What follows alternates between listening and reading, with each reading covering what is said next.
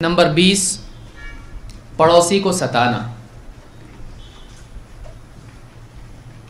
अबू शुरैह रज़ियल्लाहु ताला अन्हु से रिवायत है, फरमाते हैं अन्ना नबी सल्लल्लाहु अलैहि वसल्लम क़ाल, अल्लाह के नबी सल्लल्लाहु अलैहि वसल्लम ने फरमाया, वल्लाहि ला युमिन, वल्लाहि ला युमिन, वल्लाहि ला युमिन, अल्लाह की कसम वह आदमी ईमान नहीं लाया, अल्लाह की कसम वह आदमी ईमान नहीं लाया, अल्लाह की कसम वह आदमी ईमान नहीं लाया। क़ीला वमन या रसूल अल्लाह, पूछा गया कि अल्लाह के रसूल कौन शख्स, आप किसके बारे में कसम खा के कह रहे हैं कि वो ईमान नहीं लाया। क़ाल अल्लज़ी ला यअमनु जारुहु बवाइक़हु, कि वो शख्स कि उसका पड़ोसी उसकी शरारतों से अमन में न रहे, उसका पड़ोसी उसके शर से, उसकी बुराइयों से, उसकी तकलीफ़ों से उसके पड़ोसी को अमन व अमान ना हो। तो इस हदीस से एक बात मालूम हुई, इसको इमाम अल बुखारी ने रिवायत किया, हदीस नंबर 6016। सही बुखारी में ये हदीस मौजूद है और अल्लाह के नबी सल्लल्लाहु अलैहि वसल्लम की इस हदीस से मालूम होता है कि पड़ोसी को सताना भी कबीरा गुनाह है, क्योंकि अल्लाह के नबी सल्लल्लाहु अलैहि वसल्लम ने इसमें ईमान की नफ़ी की है। जिस चीज़ पर ईमान की नफ़ी की जाए कि वो मोमिन नहीं, इसका ये मतलब नहीं होता है कि वो इस्लाम से ख़ारिज हो गया, इसका मतलब ये हो गया कि वो कामिलुल ईमान मोमिन नहीं है, उसके ईमान में उसके इस गलती की वजह से नुकसान पैदा हो गया। तो अहले सुन्नत वल जमात का अक़ीदा ये है कि नेकियों से ईमान कामिल होता है, ईमान बढ़ता है, और गुनाहों से ईमान कम होता है। तो जिन गुनाहों पर ईमान की नफ़ी है वो गुनाह बड़े गुनाह है कि इंसान का ईमान ही उससे ख़राब हो जाता है, कम हो जाता है, यहाँ तक कि बाज़ औक़ात कम होते होते ज़र्रे के बराबर रह जाता है। जैसे हदीस में आया है कि जहन्नम से हर उस शख्स को निकाल लिया जाएगा जिसके दिल में ज़र्रा बराबर भी ईमान हो। ज़र्रा बराबर क्यों हुआ? गुनाहों की वजह से। तो गुनाह की वजह से ईमान घटता चला जाता है, लिहाजा ईमान की नफ़ी बताता है कि ये गुनाह है। तो फरमाया कि वो आदमी ईमान नहीं लाया जिसकी शरारतों से उसका पड़ोसी अमन में न रहे, यानी उसका पड़ोसी महफूज ना हो।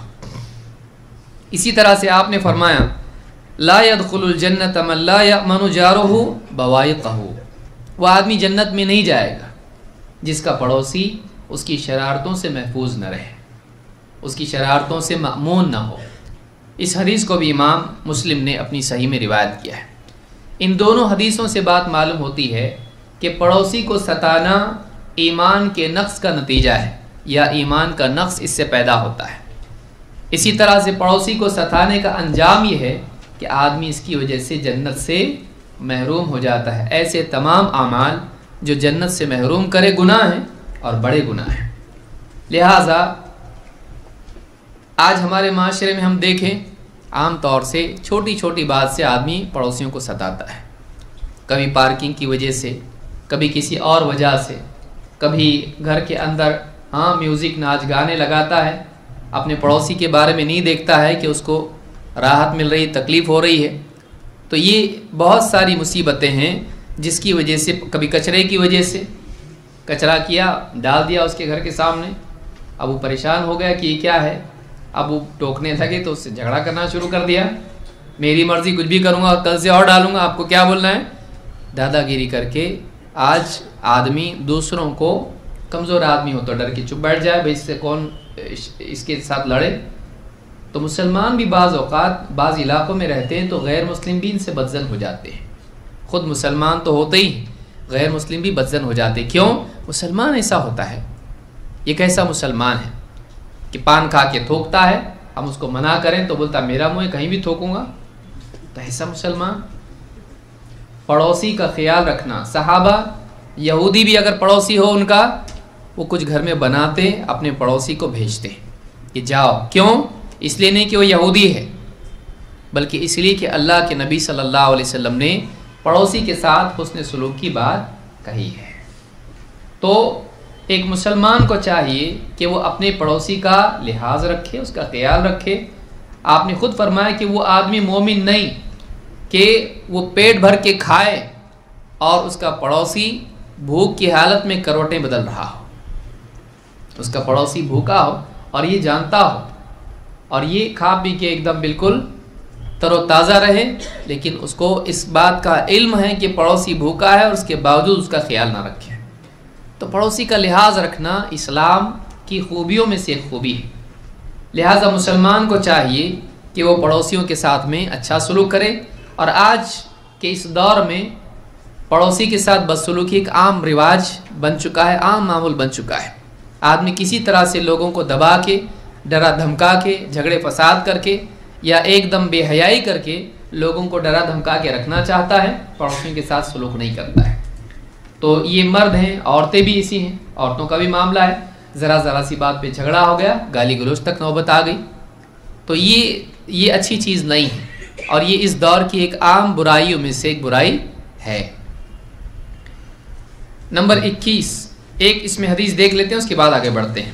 ابو ہریرہ رضی اللہ عنہ فرماتے ہیں قیل للنبی صلی اللہ علیہ وسلم یا رسول اللہ ان فلانۃ تقوم اللیل وتصوم النہار۔ آپ صلی اللہ علیہ وسلم سے پوچھا گیا اور کہا گیا اے اللہ کے رسول، فلاں عورت ہے، وہ رات میں تہجد پڑھتی ہے، دن میں روزہ رکھتی ہے، وتفعل وتصدق وتؤذی جیرانها بلسانها، وہ عورت بہت سارے نیک اعمال کرتی ہے اور صدقات بھی کرتی ہے، لیکن بات یہ ہے کہ وہ اپنی زبان سے اپنے پڑوسیوں کو تکلیف دیتی ہے، اس کی زبان خراب ہے، گالی گلوچ اور اس طرح کے طعنے اور بہت ساری برائیاں جو زبان سے ہوتی ہیں، وہ اپنی زبان سے اپنے پڑوسیوں کو تنگ کرتی ہے۔ فقال رسول اللہ صلی اللہ علیہ وسلم لا خیر فیہا ہی من اہل النار۔ آپ نے کہا اس عورت میں کوئی بھلائی نہیں، اس عورت میں کوئی بھلائی نہیں، وہ جہنمی عورت ہے۔ وہ عورت کون ہے؟ جہنمی ہے۔ اس حدیث کو امام احمد اور امام البخاری نے الادب میں اور